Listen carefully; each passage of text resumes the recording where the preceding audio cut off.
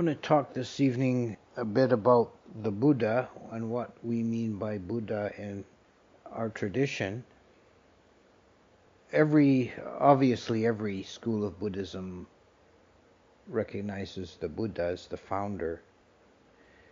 What we find, I think, is very characteristic of the Theravada is that the connection is very strong to the historical person who achieved Buddhahood in India at a certain date, which traditionally is given as his death at 563 BC, is how the calendar is calculated.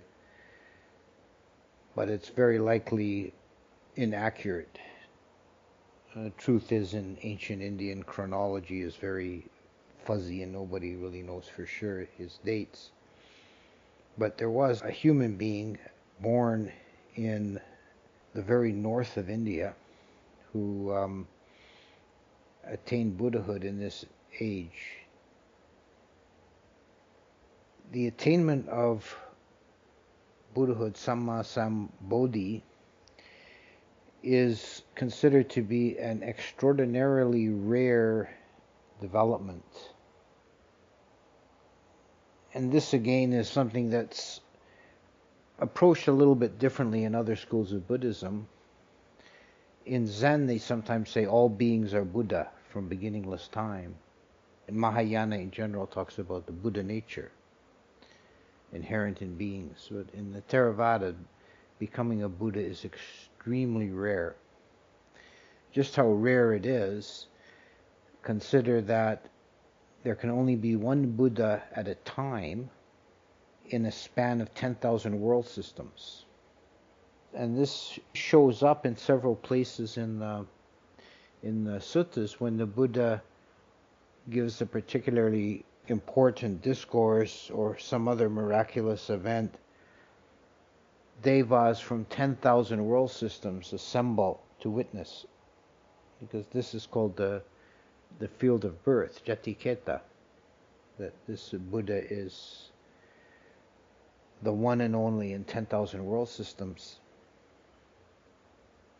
So it's very rare in spatial terms, but also in terms of chronology and time. An age of the world, a kappa, from beginning to end of a world system, can have anywhere from 0 to 5 Buddhas. At the beginning of the unfolding of a new world system, one of the first, or the very first living thing that appears on the surface of the earth is a lotus.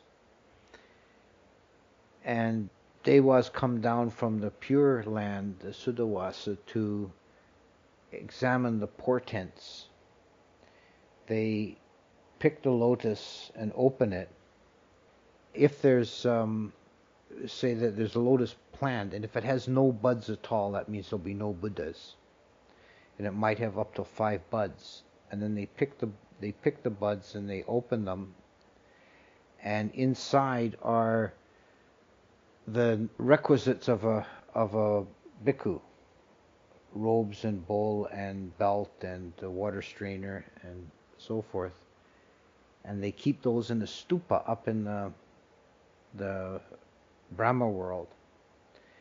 And when the Bodhisattva, the Buddha to be, leaves home, makes the great renunciation and leaves home, one of these Devas comes down and presents him with the requisites that's been kept from the beginning of the kappa.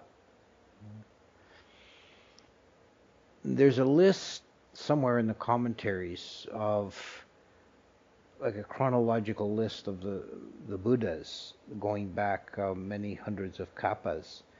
And there are great spans of time. In fact, most kappas have no Buddhas. There might be hundreds or even thousands of kappas go by without a Buddha. And then you'll get 1 or 2 or 3 or 4 up to 5. This present kappa is considered an auspicious kappa because we have 5 Buddhas. And Buddha Gautama, who's the one that we know, is the 4th. the Buddha becomes a Buddha through a very long process. It's the Bodhisattva career. Yeah? And this is something that is a cardinal difference between the Theravada and the Mahayana, is the definition of a Bodhisattva. Sanskrit is Bodhisattva, and Mahayana school basically recommends that everyone become a Bodhisattva. You take a Bodhisattva vow not to enter final nibbana until all beings are liberated. It's different in the Theravada. Someone who is a Bodhisattva is someone on the path to Buddhahood.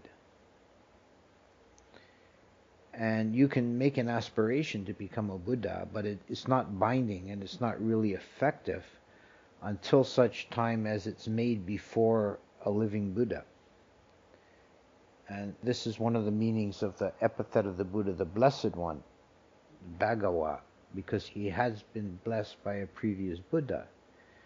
In the case of Gautama, it was Dipankara Buddha, who lived, I think it was 93 kappas ago, very long time ago.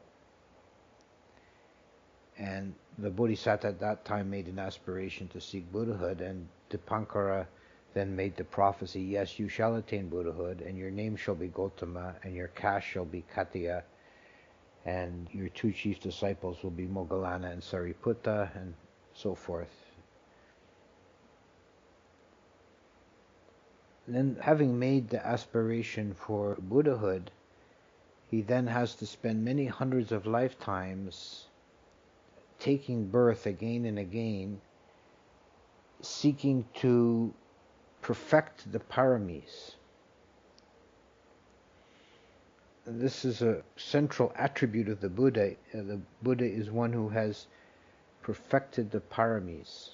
The paramis are 10 spiritual qualities: Dana, Sila, Nekama, Panya, Virya, Satya, Kanti, Aditana, Metta, and Upekkha. That is, Dana, generosity; Sila is virtue, or keeping of the precepts; Nekama is renunciation; Panya is wisdom; Virya is energy, or effort; Satya is truth; Aditana is determination; Kanti is patience; Metta is loving kindness; and Upekkha is equanimity. These are 10 spiritual virtues that it's generally considered that they're gains that if you make gains in your paramis, will carry on into subsequent lifetimes. And you don't need to have them perfected to become an arahant, a fully awakened arahant, but to become a Buddha, one has to have them completely purified and perfected. And this means perfecting them to a degree that we would consider superhuman.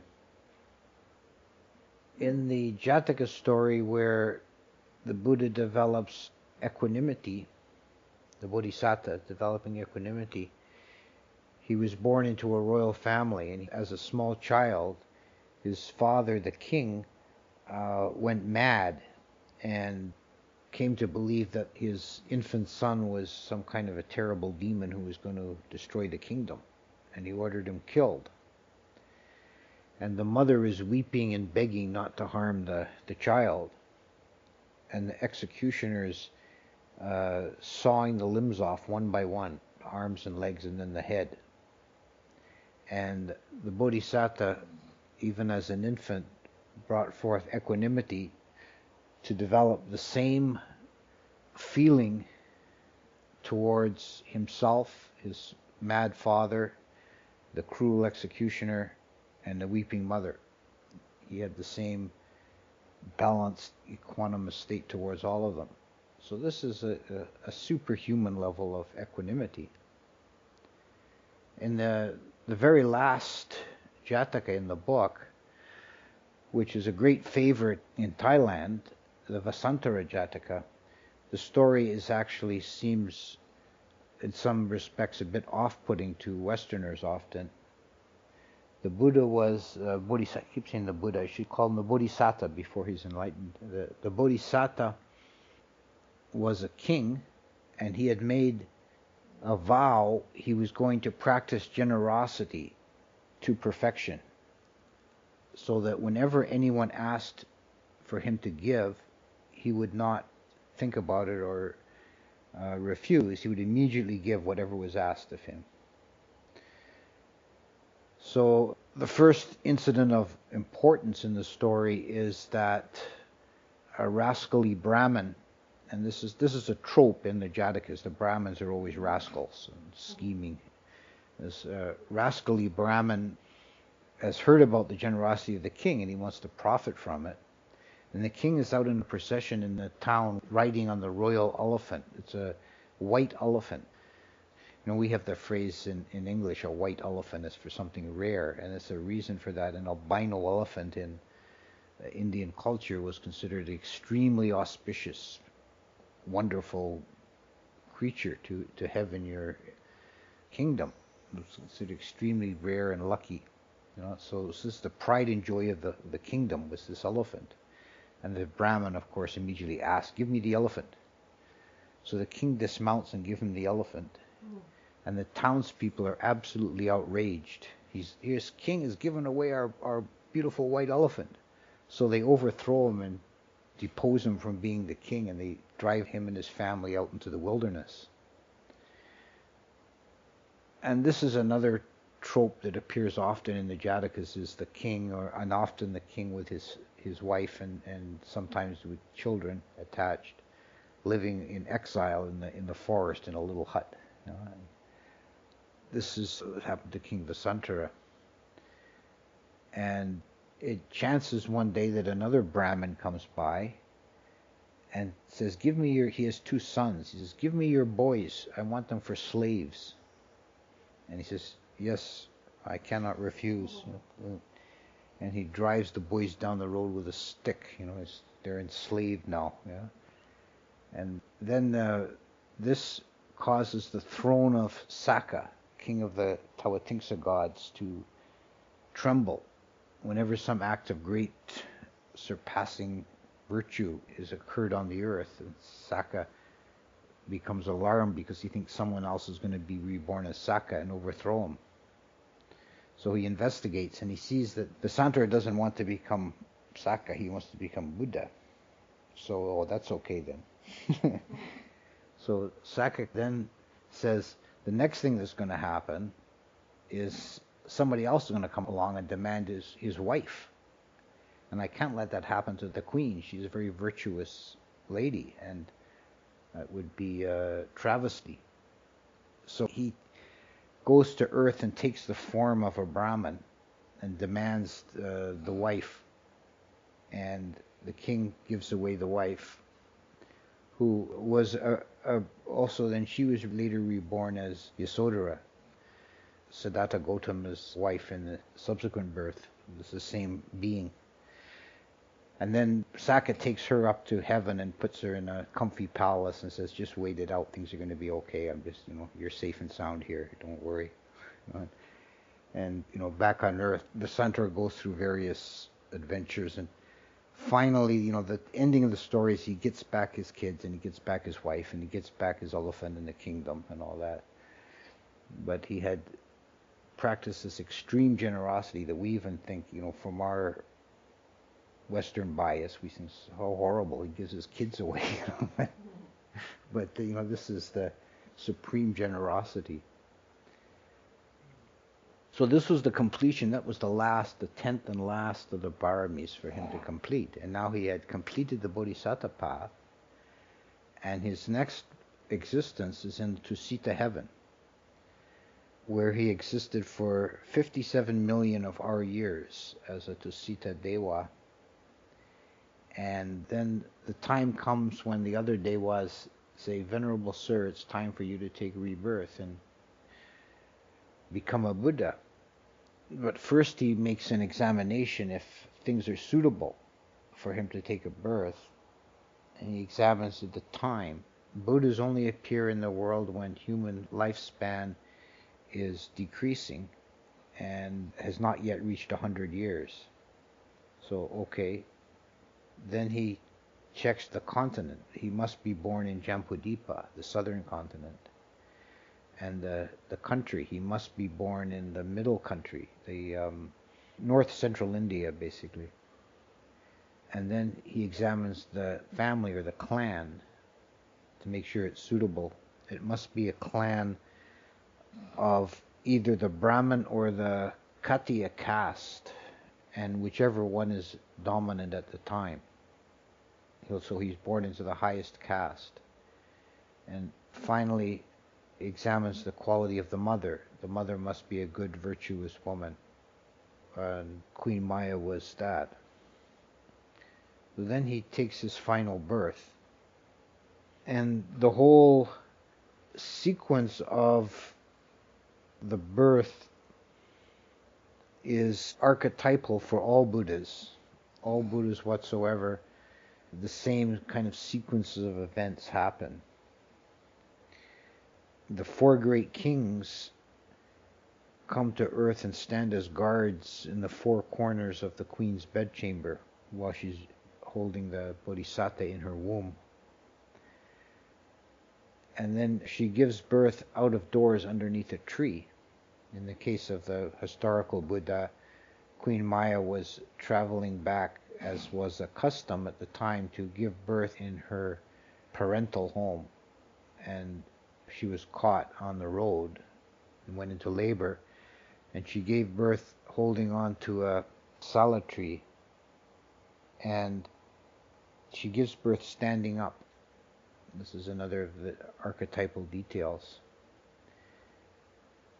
And then the newborn child, immediately after birth, he takes 7 steps, and a lotus grows under his foot at each step. Then he raises his finger in the air and decrees, "I am supreme in all the world." So there's miraculous events associated with the birth. And there's a long list, actually, in one of the commentaries of all sorts of wonderful things that happen at these various moments, like the Buddha's birth, the time of his enlightenment, the time of his first sermon, and the time of his death, which include trees bursting into flower out of season, and the most striking is a brilliant light that fills the 10,000 world systems, and even fills the space between the worlds, where there's the hell of darkness, or beings are reborn in this utter darkness, and this is the only time they have light, is these miraculous events in the Buddha's life. Now, anything to do with the Bodhisattva and the Buddha is considered to be not of mundane importance, but of cosmic significance. It shakes 10,000 world systems. But for all this, he was a flesh and blood man, an ordinary human being, and in that sense, he had the same biology and the same difficulties as any human being to begin with. And he's born with 32 marks of a Mahaparisa, a great man. There's certain marks on the body that the Brahmins examining the infant determine this child shall be either a Buddha or a Chakravarti, which means a world-conquering monarch. So his father, King Suddhodana, being a worldly man, said, "Oh, that sounds good. Let's have him be the Chakravarti." So he wanted to keep the Bodhisattva from developing his spiritual tendencies. He wanted him to be a warrior and become a conquering emperor. And the clan he was born into, the Sakya clan, is an interesting history too. They're one of the premier Aryan clans in India, and probably their customs and ways were closer to the old original Vedic Aryans than the more urbanized kingdoms further south. They were probably like very old-fashioned at the time, clinging to the old traditions. And their own mythology is that their progenitor, the first of their house, was the god of the sun, Surya. So you see that sometimes, occasionally in the Pali, when they're listing like honorable attributes or epithets of the Buddha, one of them is kinsman of the sun. And this is the meaning of that the Sakyans believed they were descended from the sun god. So the king Suddhodana wanted to keep Siddhartha Gautama from seeing the ordinary miseries of the world. So they made a great effort to keep him from seeing death or sickness or old age. And at the same time, they tried to immerse him in sensory pleasure. Built him a pleasure palace filled with all fine things and staffed with dancing girls. And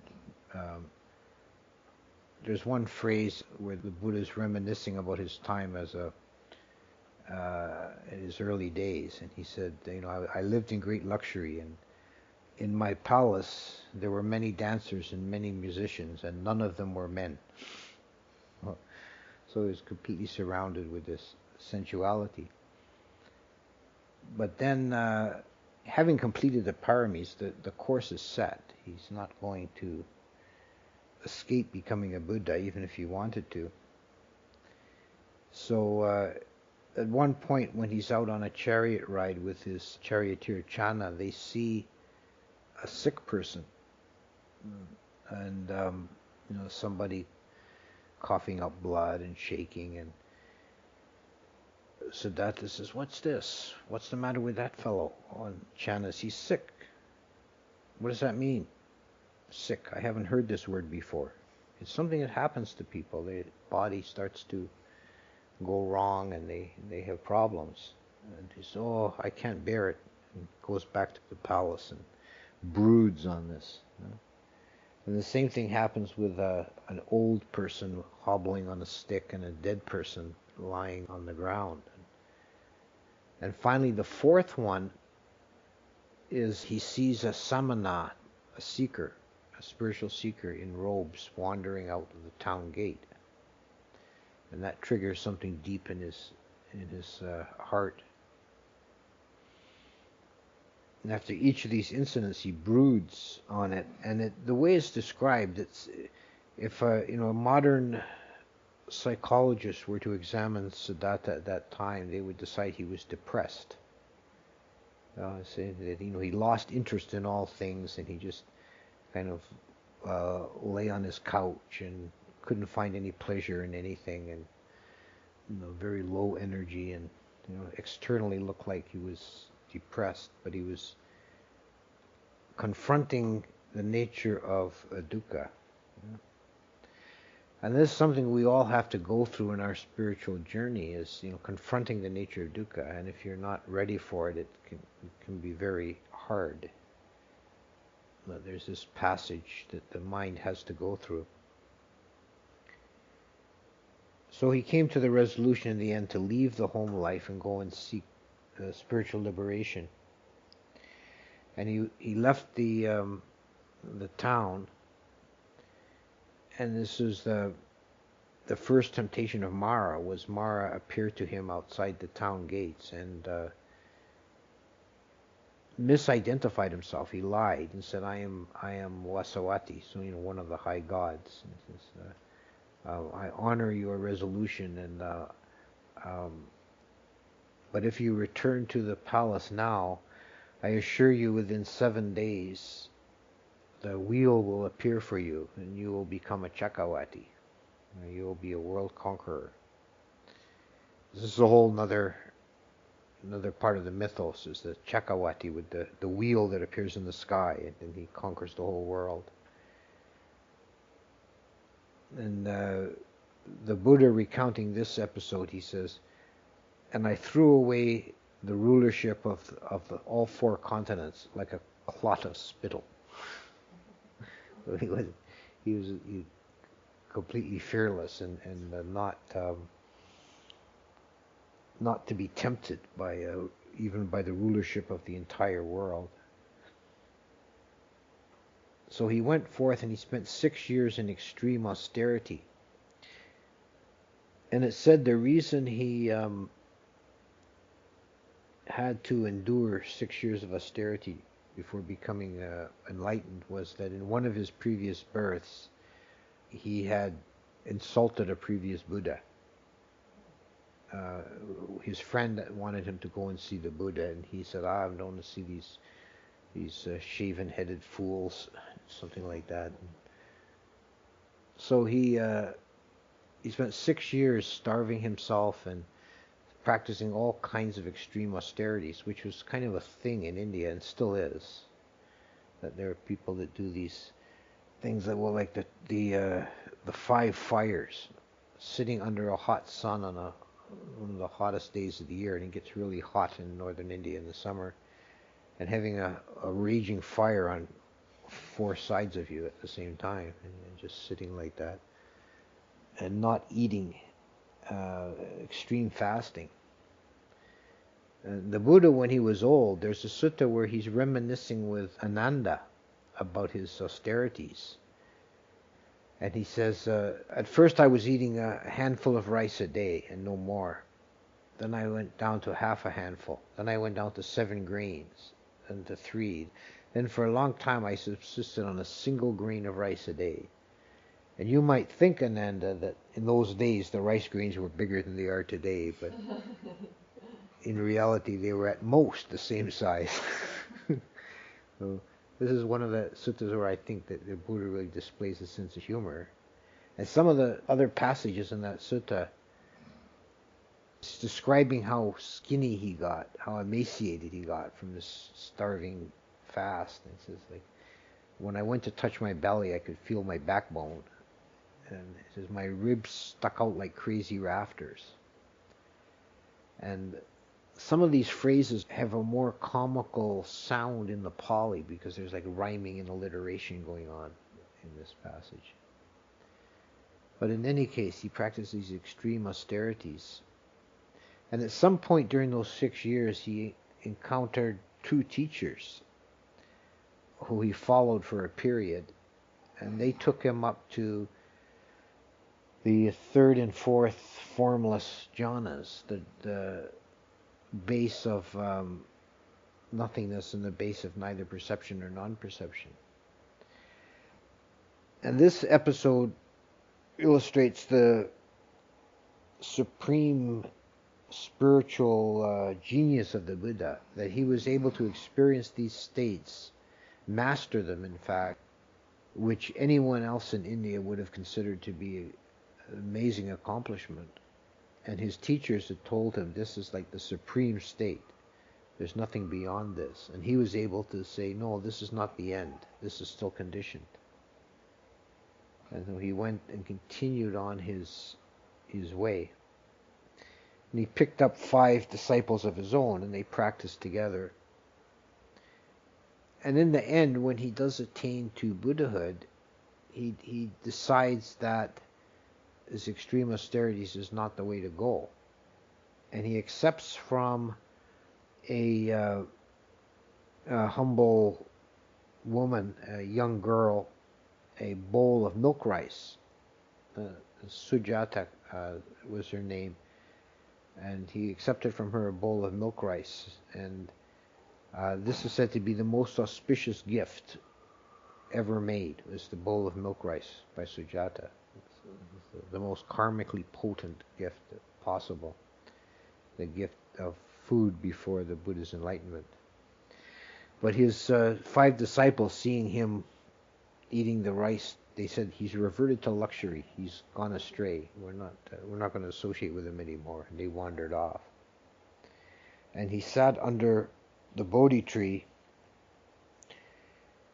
And there are various descriptions of that night. There's the episode of the temptations of Mara, that Mara tried to dislodge him from the Bodhi seat. And this is another archetypal element, that all the Buddhas in this world system, all 5 of them, will become enlightened on exactly the same spot. This is the Bodhi Manda. It's the most potent spot on the surface of the earth.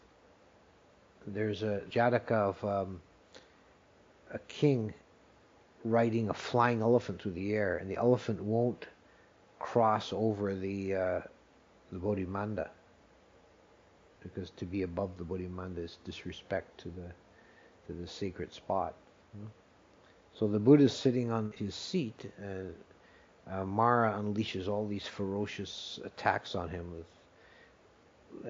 fiery hot ash and great torrents of water and one thing after another, and none of them affect the Buddha. The ash just turns to lotus petals as they fall on him.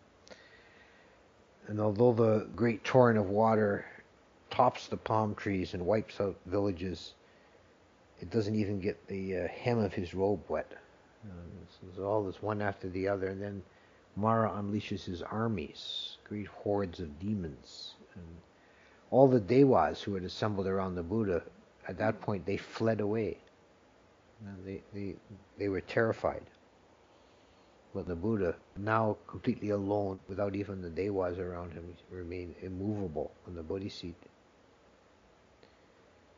And Mara challenges him and says, "You don't have the right to that seat." And the Buddha says, "I have earned the right by perfection of the paramis." And Mara says, "So have I. And here are my witnesses. Haven't I, fellows?" And all these demons, "Yes, yes, yes." And the Buddha says, "That may be as you say, and you have these for witness, but I have no living witness. But I call the earth to witness." And he put his hand on the earth, and the earth cried out in a great voice, "Yes, he has perfected the paramis." And that's basically the end of Mara's attack. And that's a motive you'll see often in a motif you'll see often in Buddhist art, is the earth-touching Buddha. And there are more elaborate versions of that story in later literature, but the point was that the Buddha was calling the earth to witness.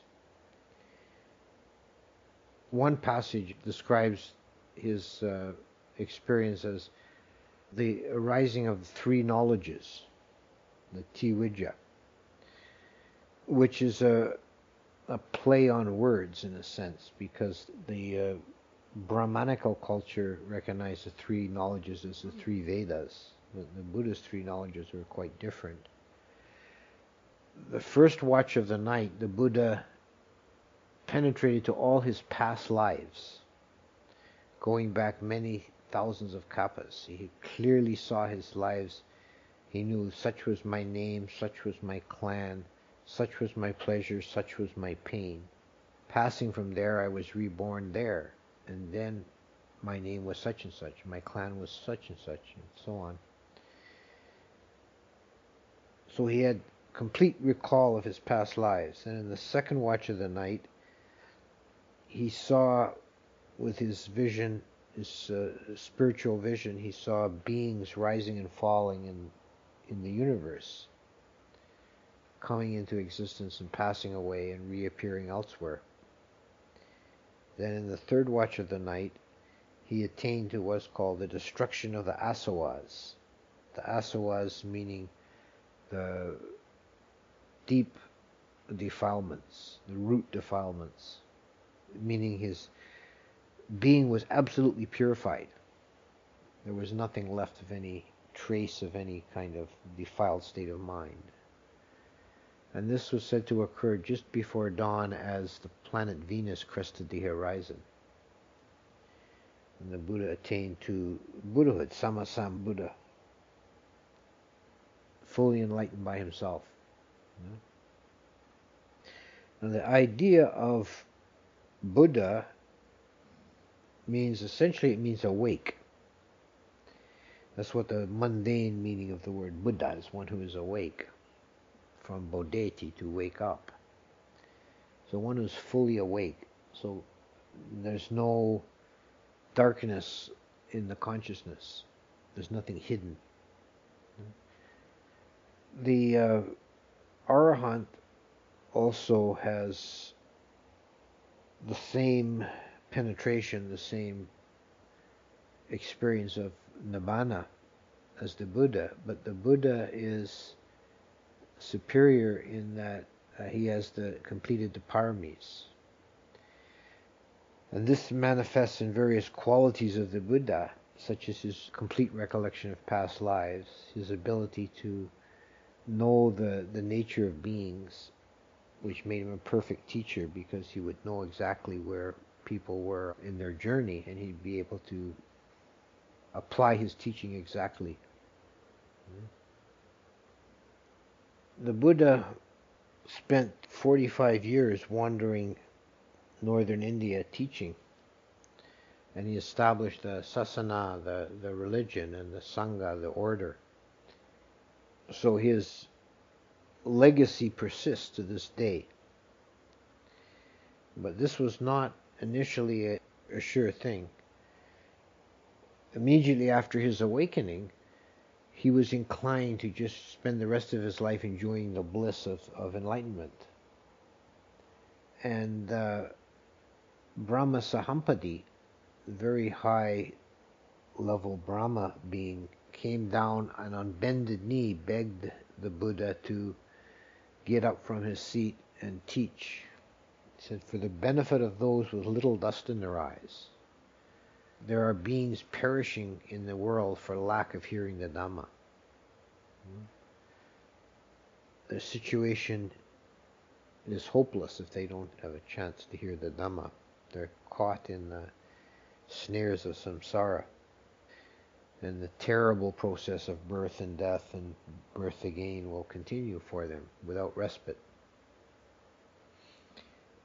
So the Buddha, out of compassion, determined to spend the rest of his life teaching the Dhamma.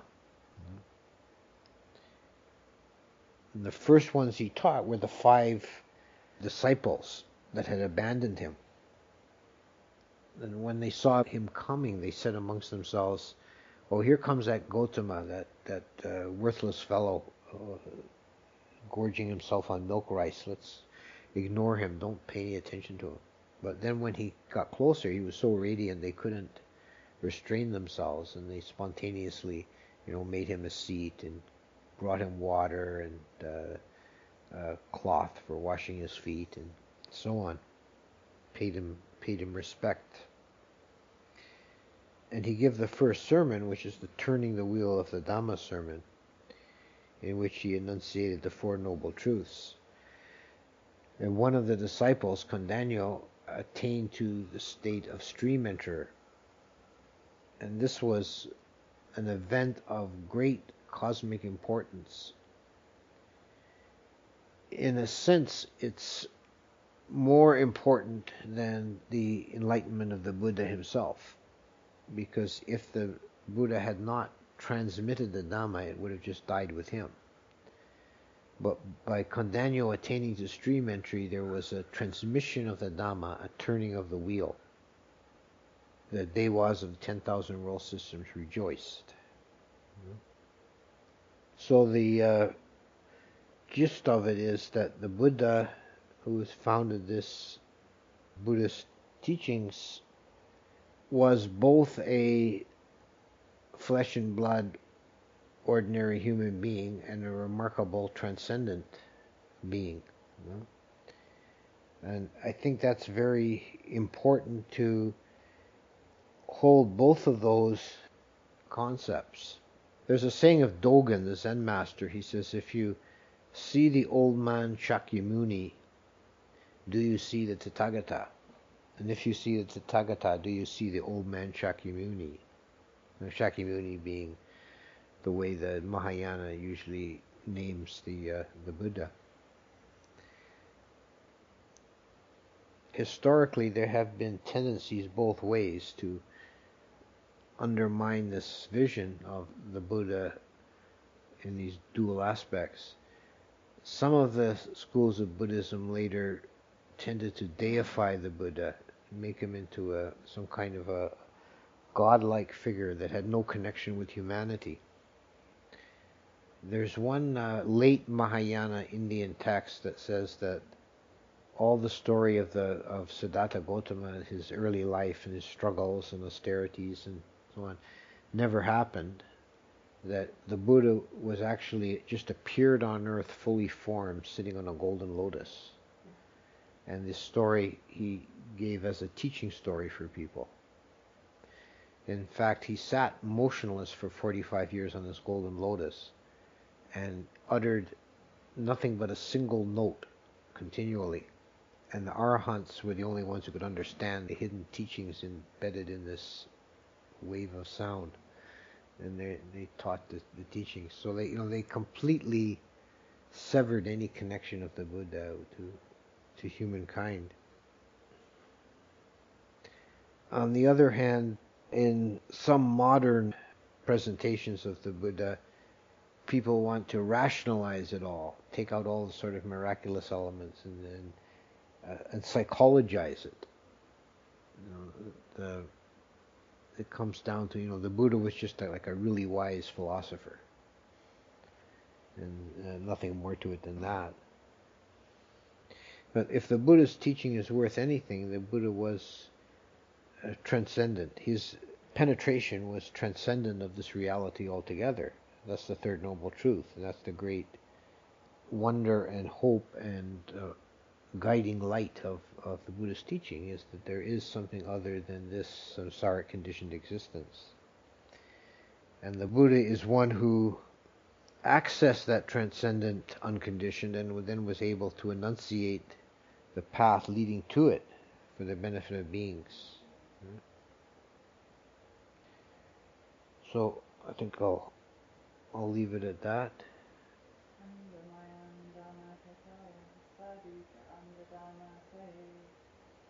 Sadhu, sadhu, sadhu.